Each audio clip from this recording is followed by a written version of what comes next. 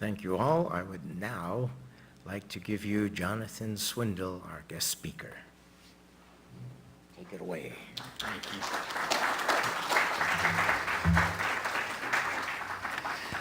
you. Ooh, thank you all for having me here today. It's really quite a moment just to sit there, especially from up here on the throne, to just kind of sit there and kind of observe and partake in this moment of time with you all and to be invited into that, to experience it and share it with you.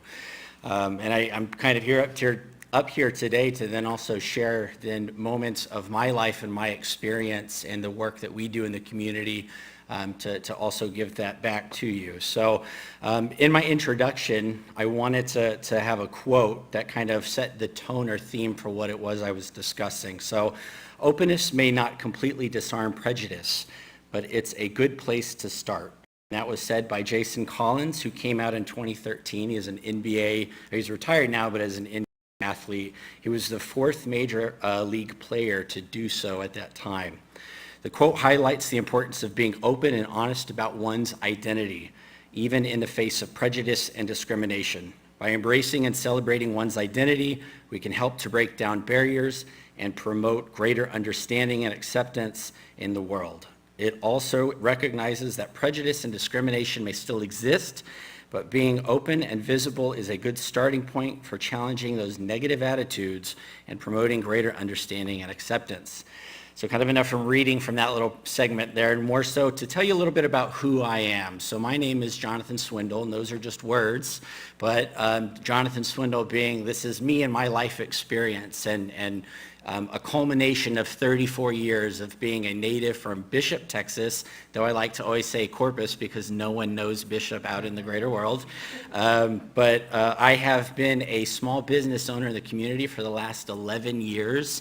I was fortunate enough to be supported by my mother, even though she's an immigrant from Germany and was divorced from my father, but gave me the opportunity to stay at home at 23 years old and start my own business. And now she had a stroke about 5 years ago, and I've given back to her, and I've been blessed enough to do that through her support, to be able to be there to support her through a most difficult time for herself. So I also now have a business in Chicago as of the last 3.5 years, and have been using that as almost a vessel to make certain that I can bring back more prosperity and opportunity for those in my community.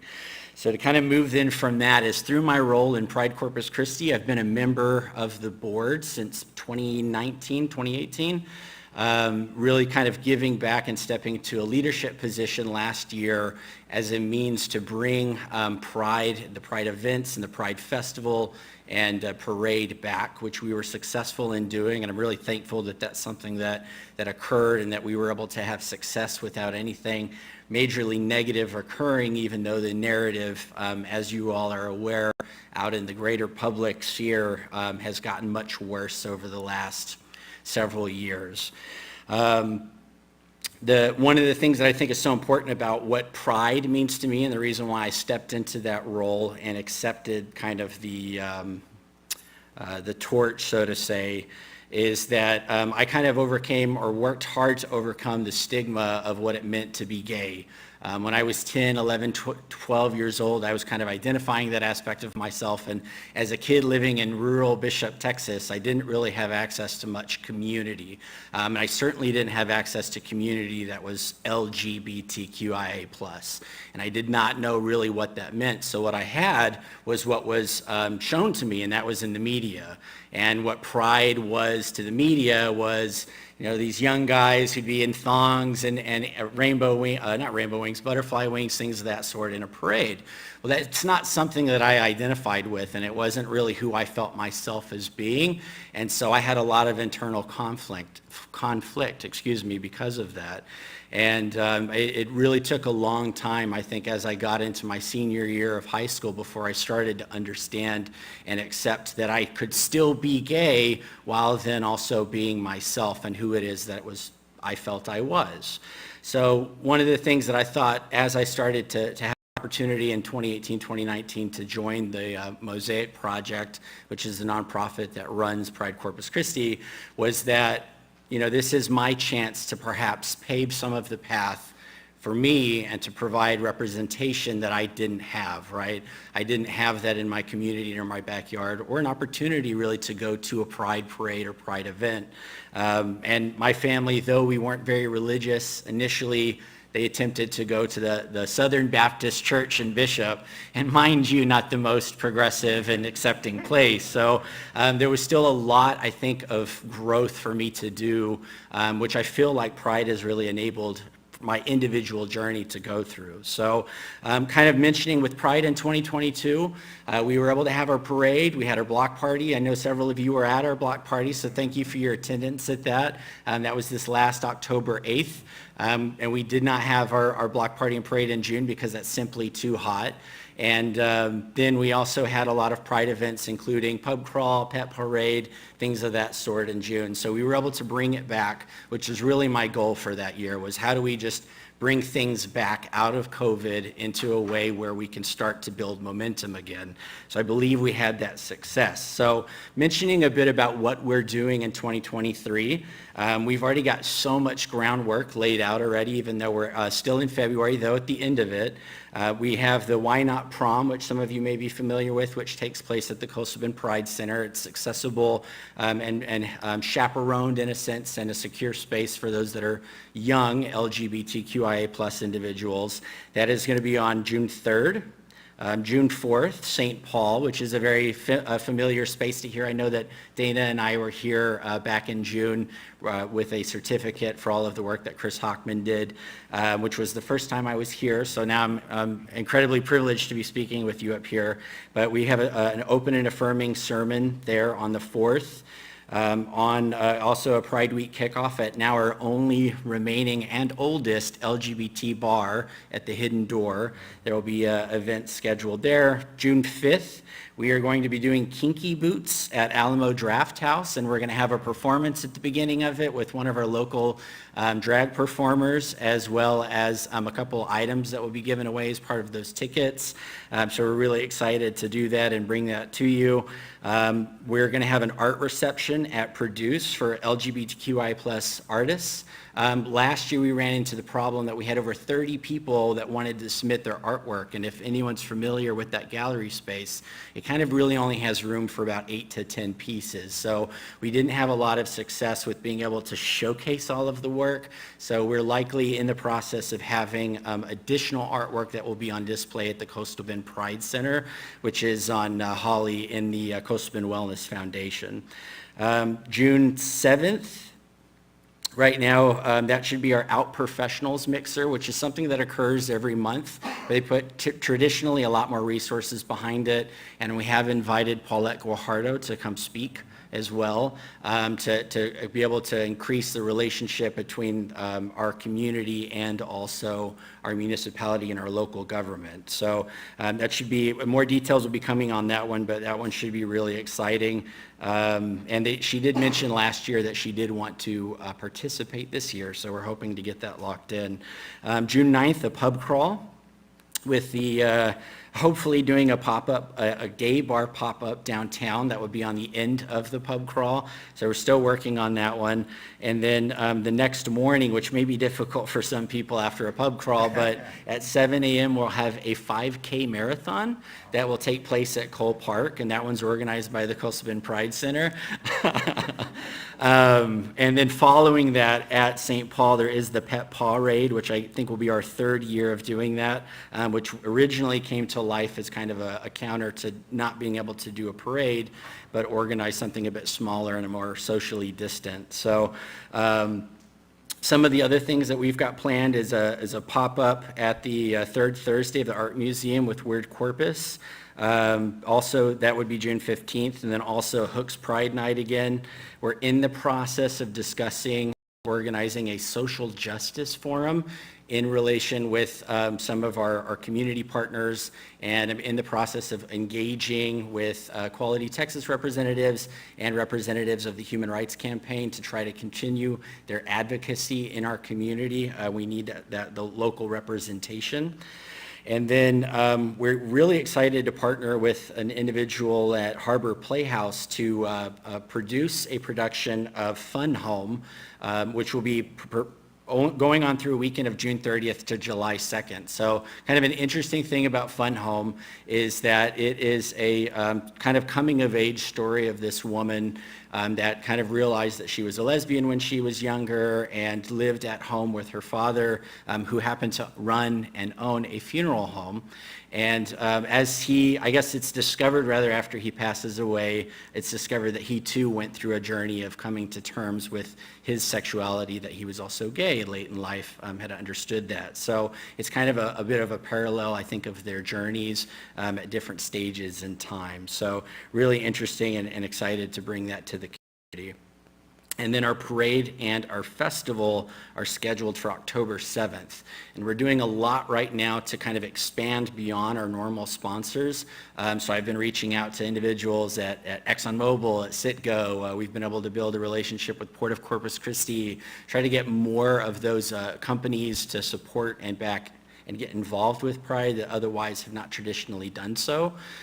Or then we've seen that they've had representation, like HEB, for example, in communities like Austin, San Antonio, et cetera. So really trying to build those relationships here at home to ensure that they also participate and show their employees that they are also affirming of their community and supportive and active in the endeavors that make their quality of life improved. So kind of then moving to why is Pride important beyond the schedule, and why really I think it's important that I'm here and that I'm doing this type of work with our board members, as well as with you through the work that you all have done, because I know that you've had the Trans Day of Remembrance and things of that such here, which is all about really creating advocacy and community. So kind of thinking back to me talking about being in Bishop and not really seeing that visibility in the community then, that's different today.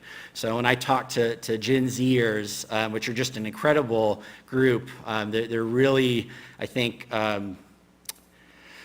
just empowered to be themselves and to have their own voice and to really just move forward in life with the confidence that I don't feel like I had early on, but they've already got that. But when I talk with them, I can really tell that they're hungry for opportunities to be able to get their voice out there. And so that's one of the things that we're really trying to do by even things with the Social Justice Forum, is bring their voices into positions of authority and allow them to speak their truths and know that they're affirmed in that process.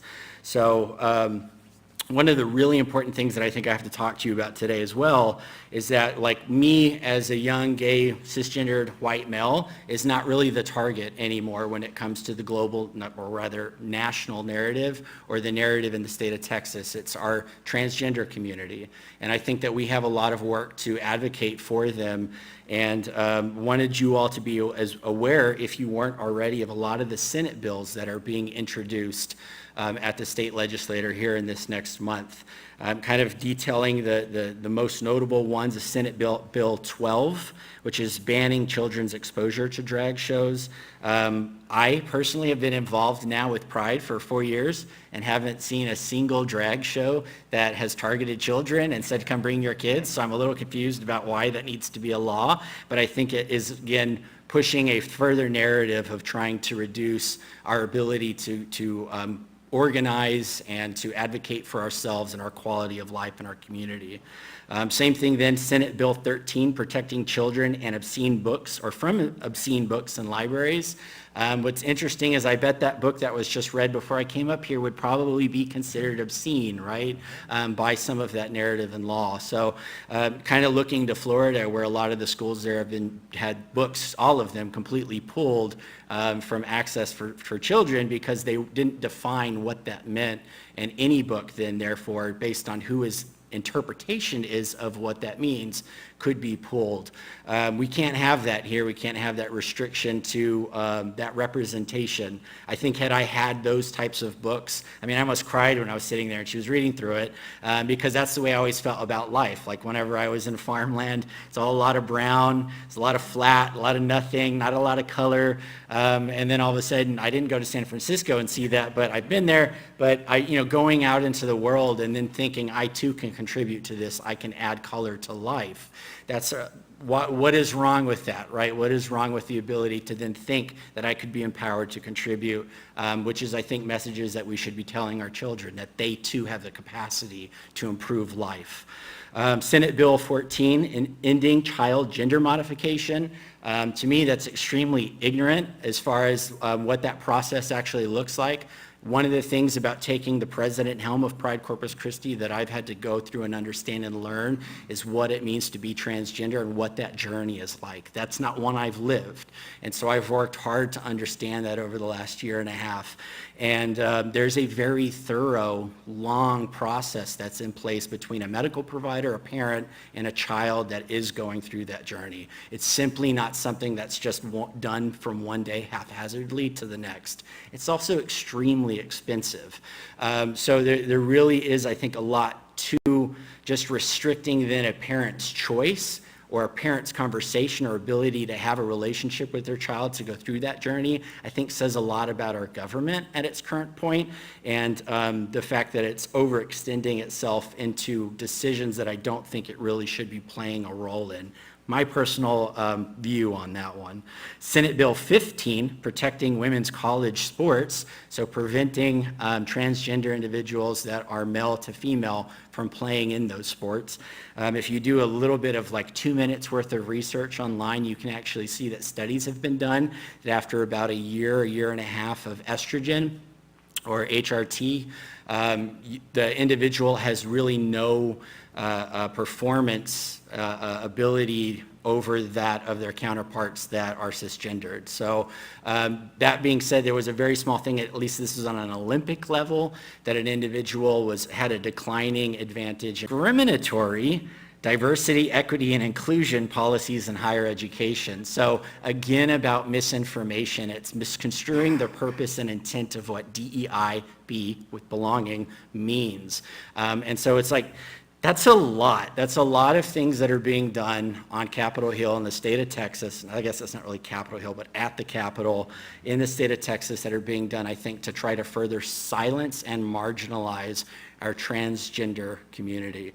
And so how do we really counter that? Or then how do we give voices before our voices are taken from us? It's about advocating for those protections. It's about getting involved with the community. On March 4th, Equality Texas and Human Rights Campaign have paired up at our Coastal Bend Pride Center to have a postcard party. And that's where we all sit down and we write on postcards to advocate for the not passing of those specific laws or to advocate for our transgender community. So that's something I would definitely like to invite people to participate in. We've worked really hard, the Coastal Bend Pride Center as well has worked really hard to bring Equality Texas and the Human Rights Campaign here.